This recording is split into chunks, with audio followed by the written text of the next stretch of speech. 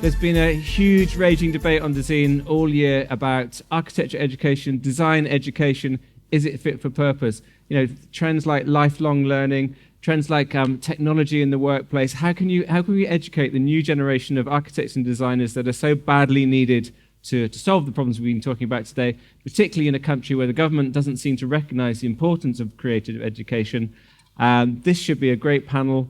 The Fixing Education panel is moderated by India Block of Dezeen, and the speakers are Neil Pinder, who's a teacher from South London who's helped educate a new generation of architects and designers, Stacie Woolsey, who, frustrated that she couldn't find a master's course that she could afford, did her own one, Patrik Schumacher, who is the principal of Zaha Hadid Architects and a lecturer, and Harriet Harriss, who recently took up a new post as Dean of the Pratt School of Architecture in New York. Over to you, India. I'm going to hand over first to Neil. Seeing as you've worked in secondary education, which you're the kind of the person on the panel that's representing this gateway where young people are for the first time perhaps coming across the idea that they could pursue architecture, what have you seen in terms of the resources given to you ultimately by the government? First of all, good afternoon. It's a pleasure to be here. I'd say to all my students, number one, we live in the best city in the whole world because we're the most racially, socially, religiously, economically integrated.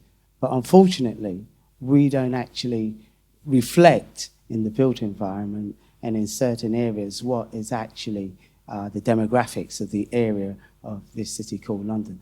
Sorry if we've been a bit London-centric, but the government at this precise moment and people who have kids who are growing up, so I deal with Key Stage 2 kids, so I work with primary schools.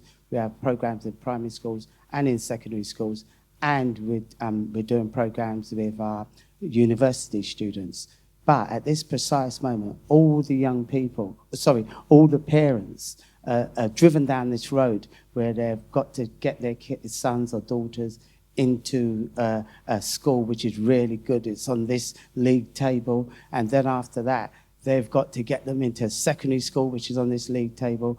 But what this government has done systematically over the years is they're socially engineering a program where people who are paying £20,000, £30,000 a year, they're saying to themselves, I don't want my kids to come out and be disadvantaged. I've paid money to get my kids into these jobs. So what they've done is they've invented this thing called Progress A, which unfortunately excludes the creative subject. Progress A is the 8 subject that they're deemed are the only subjects that are worth studying at Key Stage 4, which are the English, double English, maths, triple science, and EBAC, which is history, geography, or a language. And they're to the total exclusion of the creative subject. So some schools, because technology is so expensive to them, have done away with food technology. They've done away with product design. They've done away with textiles. They've put all of these subjects as extracurricular. Drama, for example, has become a subject which is an add-on subject, so the kids can do drama in the twilight. Math, music, they have to pay for music lessons. So what you're doing is you're making a two-tier system where at the moment, people who can afford to pay for these extra lessons on top of the sports, this, that, other extra lessons, are going to be the ones who are going to be on top. And the ones who can't afford, and this is the pool that we're not even tapping into, they would be at a disadvantage in the creative industry. And let's be clear, the creative industry in London is worth approximately 56 billion or 52 to 56 billion a year. And if you're not drawing on the community, this brilliant city, this brilliant diverse city, then you're not going to be having the best architects, the best designers, the best in terms of creativity that London has to give, or England has to give. Let's extend it out. Great. Well, everyone remember to register to vote because we've got another election coming up in time for Christmas. Stacie, here you go. I want to introduce you to the project and the reason I'm here today. 2 years ago, I was a recent graduate and I was floating around a creative industry. I was doing all sorts. I had a job creating 3D lollipops of people's faces. I was a creative in an ad agency. I was an ice cream woman.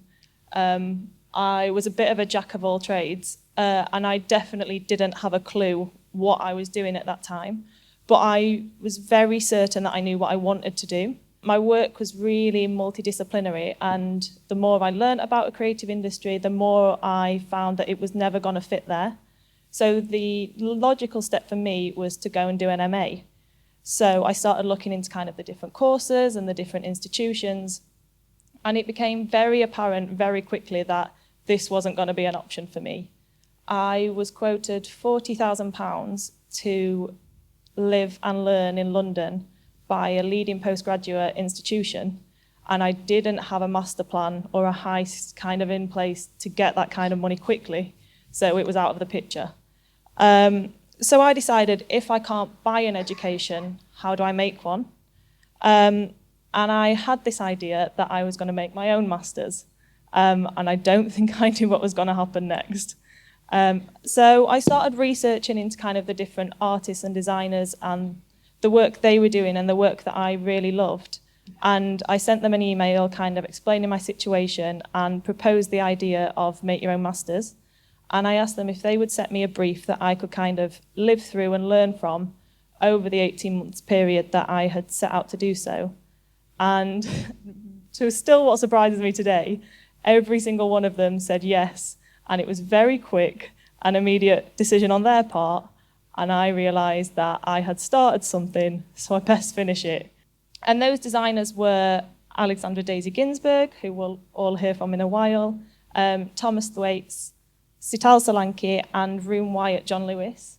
And I remember when I first met Daisy and we went for a coffee and she asked me to explain what I wanted from her and what this project was about. And she asked me if this project was political. And I said, no, Daisy, this isn't political. It's just little old me. I want to do some learning. And she said, I won't help you with this project unless you make it political. So it's political. And I really realised, and I was conscious that these are very busy professionals and I can't rely on them for all of my learning. So I started to kind of conjure up a network of mentors and peers and people that I could go to for kind of really project-specific help. And in the end, I managed to kind of coerce 103 people into helping me kind of guide and steer this learning. So I also realised that I needed a space in which to do this and an environment that could kind of help form my education. So I started reaching out to all the old studios I'd worked in and different kind of creative environments, and I asked them if I could kind of borrow a space from them 1 or 2 days a week, and they said yes again.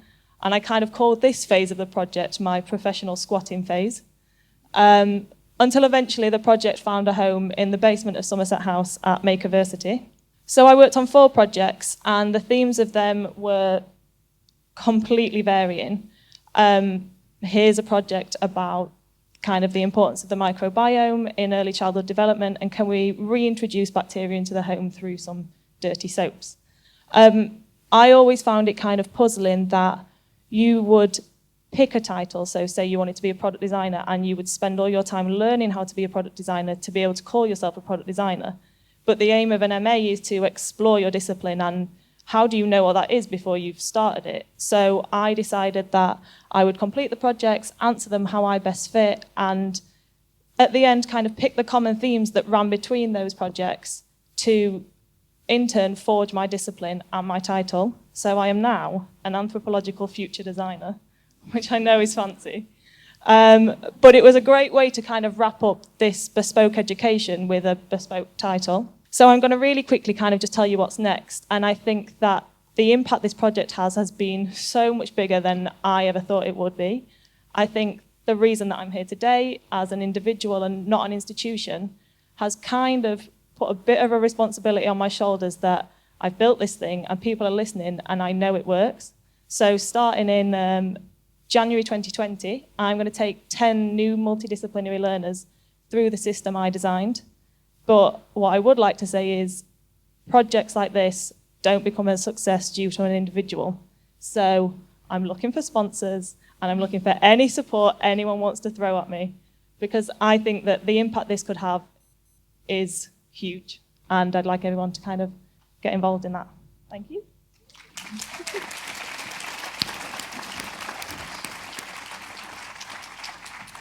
And I think, as well as accidentally starting a revolution in education, you were working freelance at the same time. Yeah, so I was working everything.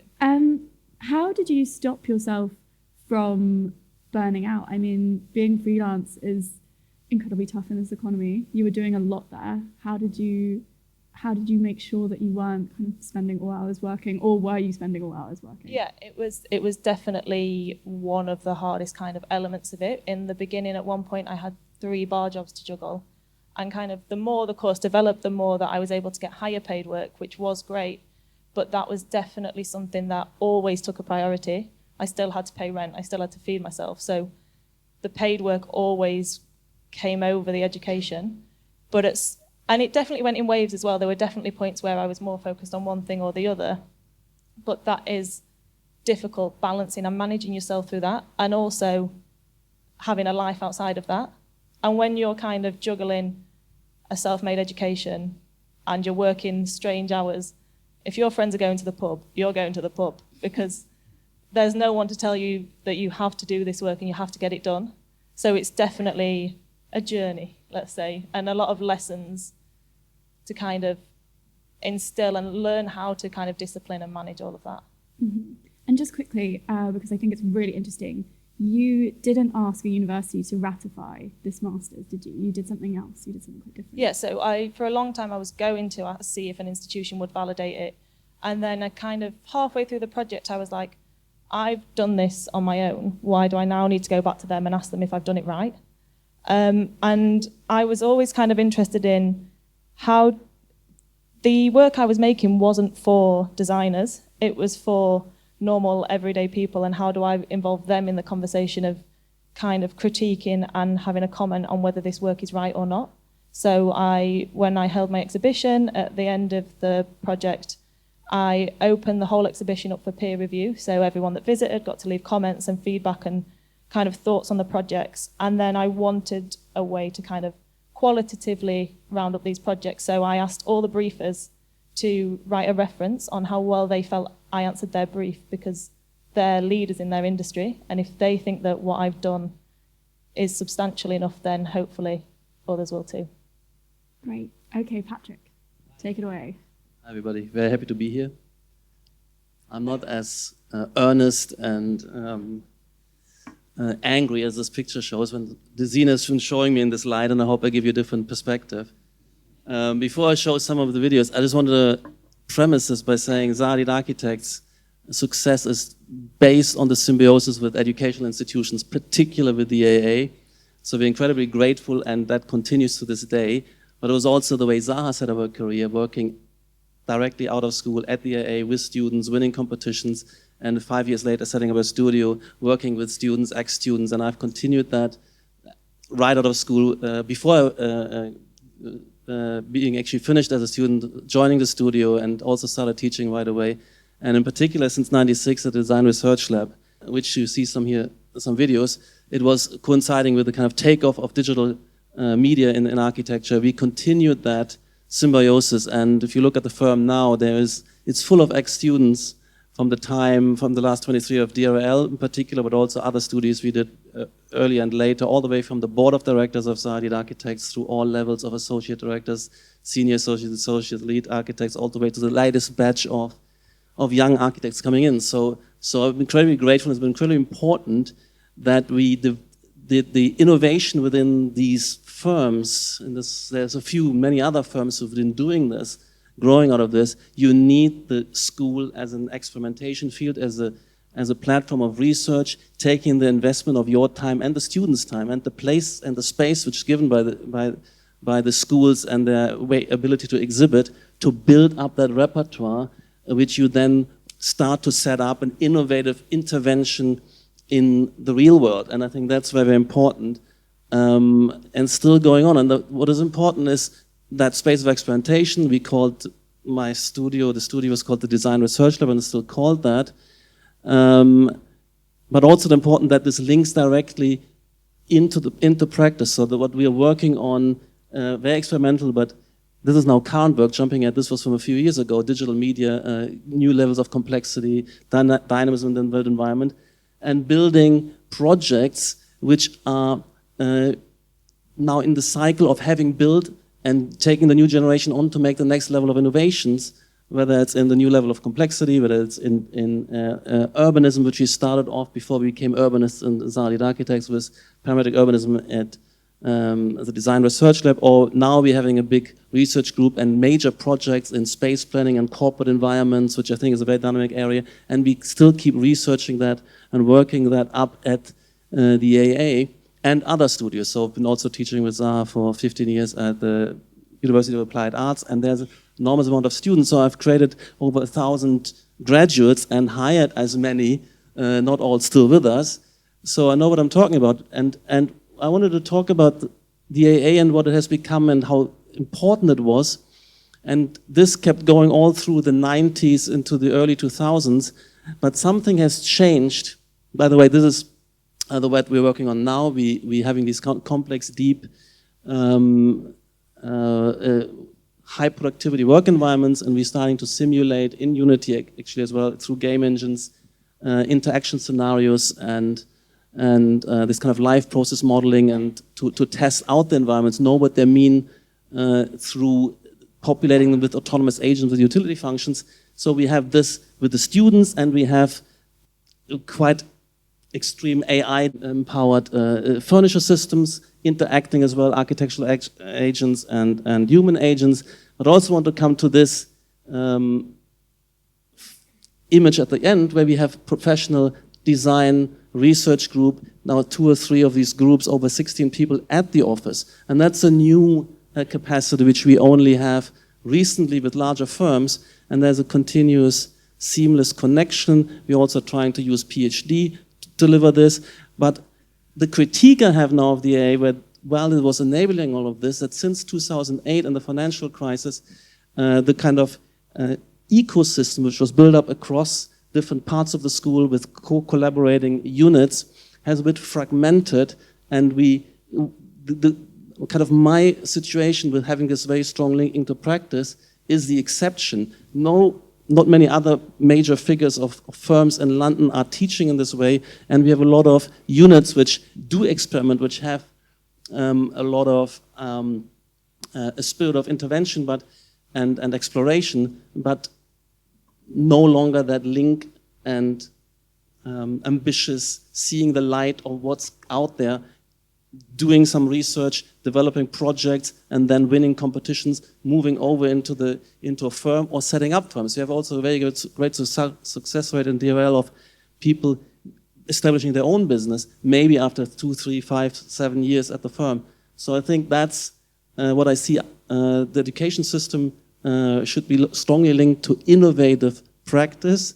It is research-based, so we can have the luxury of setting up new themes. We have the luxury of abstracting out issues of cost temporarily, for instance, or issues of hyper-pragmatism, but we have a very clear clientele context of real-life problems and projects which feed back into this. And I think that symbiosis is very, very important. And I think that has been at the same time fractured and isn't easy to pick up. And I just want to end on this note. We could have not been Hadid architects the way we work and continue to innovate without this very strong link to education, to schools of architecture like the AA, because when you're in the weed of the business and you have only 3 weeks for a project, you simply cannot innovate. So relying on this, a series of years of building up a repertoire and notching that up from the school into the research group, and then 5, 10 years later, and a number of competitions trying this, and then building this.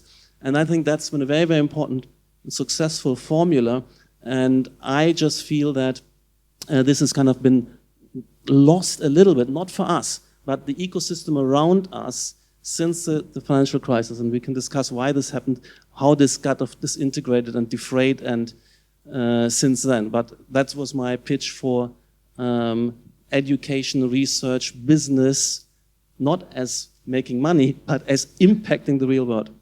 Thank you.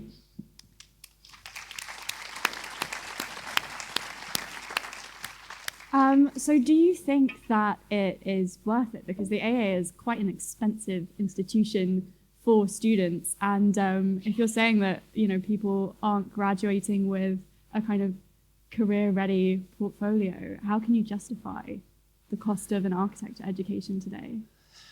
Well, that's a very important question. And I think for the people who invested in, for instance, the Design Research Lab, we have a good track record of them. We create a kind of ecosystem community around the world, and I know where they are and what they've been doing. That has been working very well. It's been a bit unusual because we're working in teams. We aren't always in teams, and we have this kind of research focus which always crystallizes in a tangible design proposition.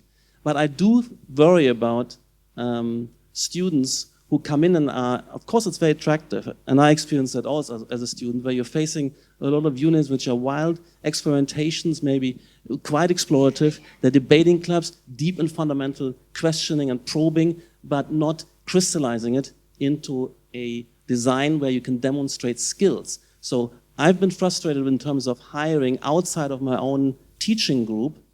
Very, very difficult and very, very bad experience there, because the students lack perhaps the skill. So it's exciting when you're there, and there's an atmosphere of debate and exploration. But 5 years later, you might not have geared up and cashed out in terms of what your contribution is, because the milieu isn't there. And there's a real risk, and irrespective of the money you pay in terms of fees, it is just the investment of time, the best years of your life, where you have the energy. And that's where I think there's critique. So I said recently these schools become very much like art schools, and a kind of an open-ended exploration. But that's maybe too risky. And of course, it's incredibly seductive. So I'm not. I fully understand that students are getting drawn into this. Mm-hmm. Thank you. And Harriet. Okay. Thank you also for inviting me. A sort of technical imposter from the US right now. So here we are again to talk about education, and we have someone who's known as kind of the bad boy of architectural practice, and then a bunch of protagonists to kind of advocate for architectural education and its value. And I kind of wanted to start by questioning that as a construct, really. Is it really the most effective way to explore what architecture education is for and whether it's even valuable if we resort to the kind of tired old adversarial and often testosterone advantaging formats? Is there another way of talking about this kind of thing? And even in the construct of this discussion, we've been asked to consider, is architecture and design education fit for purpose, without simultaneously asking whether or not architecture is really fit for purpose. Because in a way, educators are asked to create a sort of proto-practice experience, a sort of micro version of professional practice within universities. And if we're really trying to do that, then maybe we should start making sure that schools discriminate wildly, that we know that they have discrimination, LGBTQ, gender, they're race disproportionate in terms of representation. And of course, we mimic the long hours culture through all-nighter demands of professional practice. So in other words, we're making, in many ways, if we are mimicking practice, then what we should be doing, and what we are doing arguably, is making permissible forms of labour exploitation and corroding work-life balance that often triggers mental health. And we know that that is a pretty serious issue in education at the moment. So I think that architecture education is suffering because, in many ways, it is trying too closely to mimic professional practice. If you look at 2019 AJ100 statistics, whilst we all know that practices are struggling to get paid properly and you're seeing a decline in fees, interestingly, practice directors are reporting growth in their salaries. And similarly in higher education, often that we've seen criticisms of the fat cats running institutions taking big salaries while fees remain in place. So I would argue, though, and it's interesting to think about this when we talk about innovation and risk-taking, that precarity within education does not translate into innovation within the workplace. If what you have is a sector where you have the most precarious workforce in the UK, that's more precarious than hospitality and even agriculture. In other words, more zero-hours contracts and temporary contracts in any other sector. And similarly, when students graduate, if they've got so much debt they can't start new businesses, and you've got 60% of GDP in this country driven by small businesses, then you can see how the future of innovation entrepreneurship within the UK is likely to be significantly curtailed. So, of course, if schools are supposed to emanate professional practice, then I guess we could stop worrying about climate change, because mainly in design that seems to be happening as well. And also similarly, who our clients are, we're not often very discerning, are we? And the other concern we have is around modern slavery. So construction industry is in the top 25% of industries worldwide that it has slave workers, modern slaves. In fact, it accounts for 7% of construction workers. So that's obviously a major issue.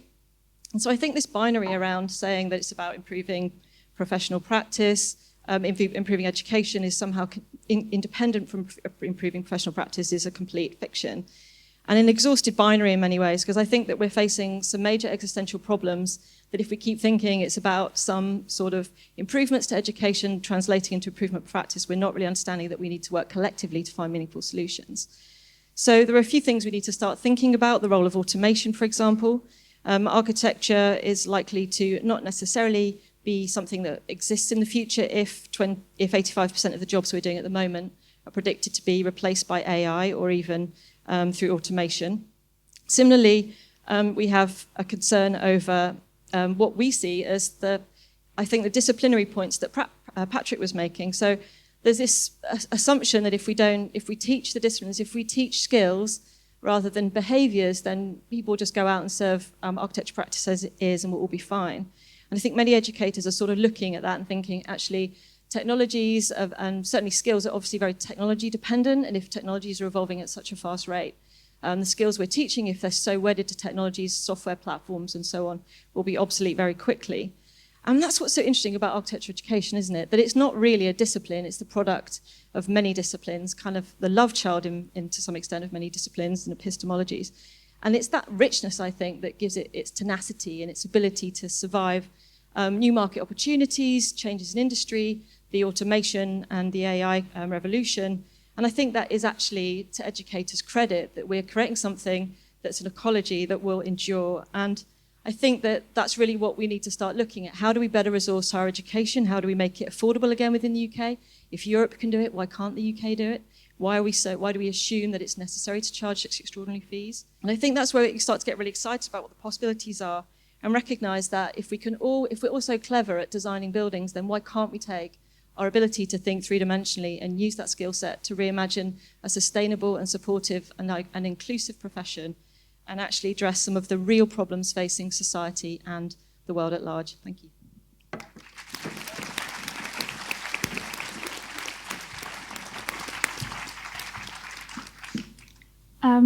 So I mean, architecture clearly needs to adapt or die, and I think it's really interesting to kind of see across the spectrum that we have this crisis at school education level, we have it at education level, and then we have it also in the industry with this culture, which is why I find it so baffling when people make an argument for not paying interns, because surely that's just pushing everyone kind of slowly down the pay scale.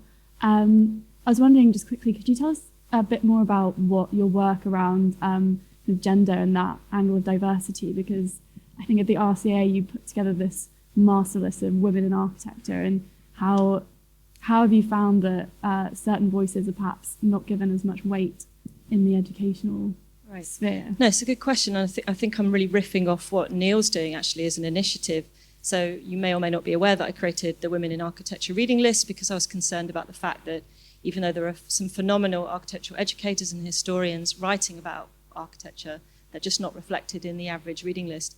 And speaking to Neil's point, if you can't see it, it's hard to be it, right? We have to provide a profession that reflects the people it's designed to serve. And if we're not doing that, then we're not remaining relevant, we're not remaining inclusive. So I think that's one thing.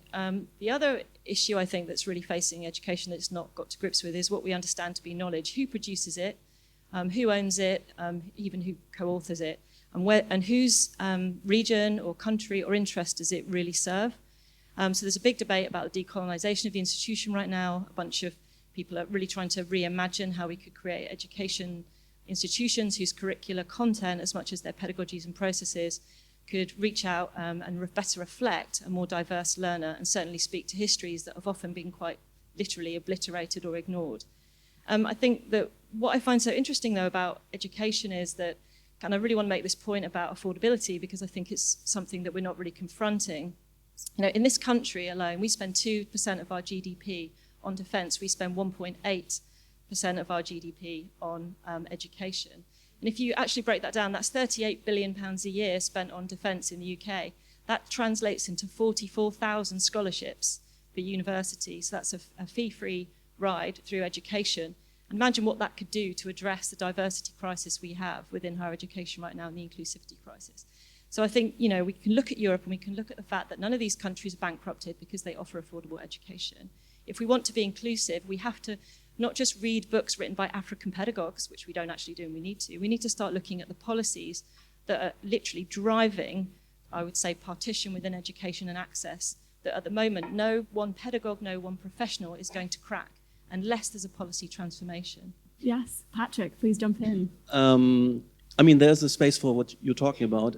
The educational spectrum is very wide, but we also shouldn't forget there is what I was talking about, education, research, working on the frontier of the discipline. And if you look at certain places, you might call them elite institutions like the AA, the Barclay, and it's great to have them in London, the RCA and others, where you have the investment in intelligent use of AI technologies, of robotic fabrication, of digital design tools, algorithmic design tools, evolutionary algorithms, and leading that and absorbing that into making the better world, making high productivity, dense urban spaces, which are prosperity engines in the advanced countries. And maybe there's other projects where you bring in a basic from high school into basic learning and so on, where you look at all what you're looking at. But if you, in my world, talk about protecting students from working too hard, from late night working, or in firms like ours, that's kind of the wrong story. This is a competitive places where people are eager and have passion and want to succeed and want to do something, and you can't do that if you're told that if you work beyond kind of 8 hours, you kind of self-exploitation and something is wrong with you. This will certainly not work, and there will be others who push this forward. And we look at China. China is an amazing engine for this, and you feel the hunger and the eagerness, and also all the firms starting up. And I just love this kind of prosperity engine moving forward, and I want in 10, 20 years the world to change. And I don't like your philosophy, if you apply this to our world, means a kind of slow down, freezing up, paralyzing. It's a kind of socialist kind of world of stagnation, and that's nearly what Europe has become.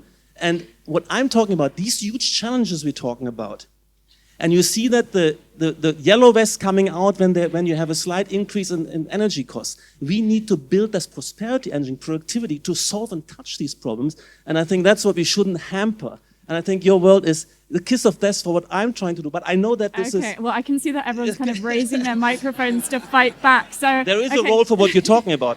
Okay, Neil? Can I just say, Yeah, say first of all, it's not your world, it's our world. The world belongs to everybody. So if we could get that sort of wording straight. So the next thing is you was talking about all of the sort of research and everything else. But your research is based off of one demographic.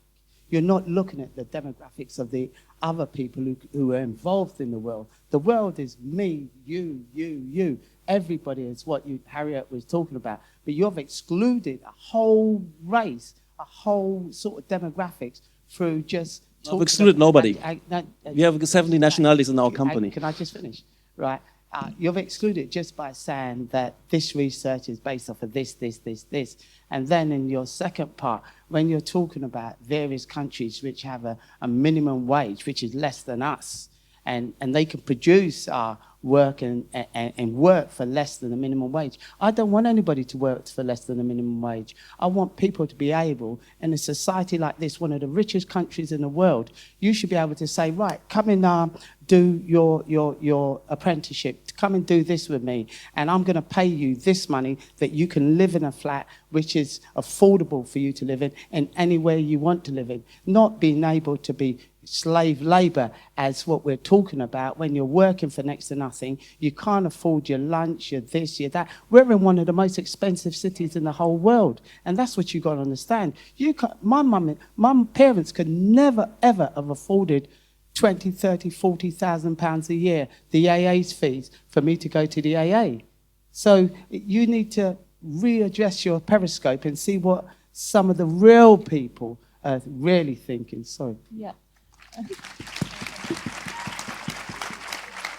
I think, especially when you talk about the kind of crux and the heart of the architecture being pushing that research forward and everything moving so fast, but you're pushing from one direction and you're pushing from one demographic. And to really create this breadth of knowledge and research like you talk about, then you need to create breadth within who's creating that. And education is the bottleneck for that. If you don't diversify education, how can you ever expect to have a diverse industry? It kind of cuts off a talent pool at the source, and you can then only recruit from one pool.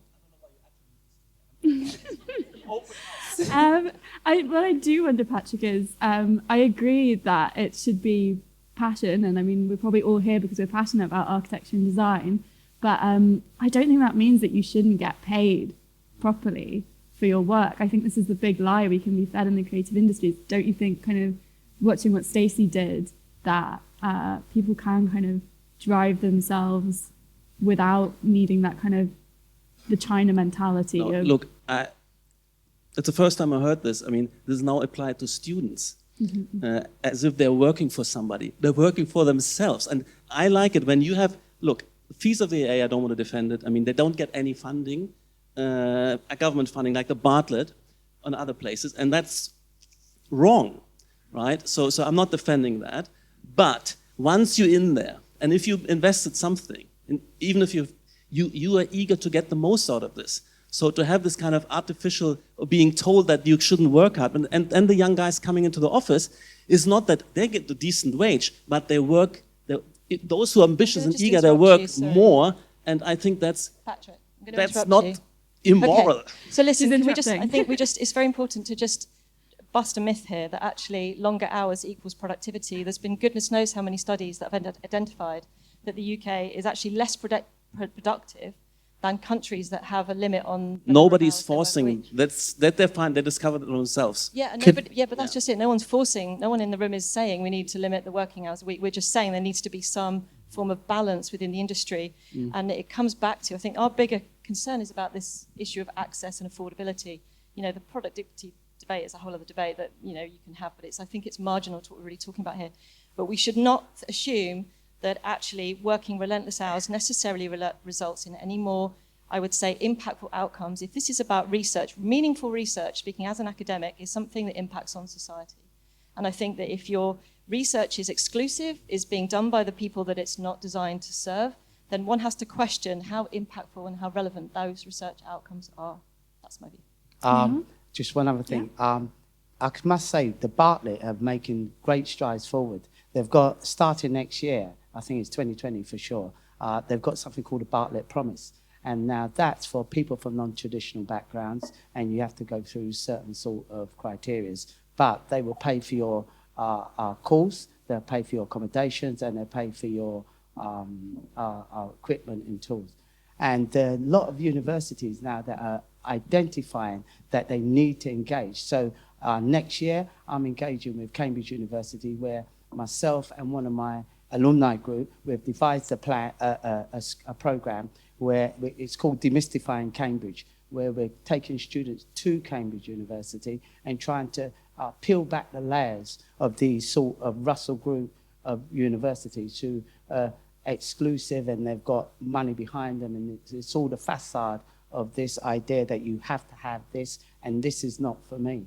And when everything's for everybody.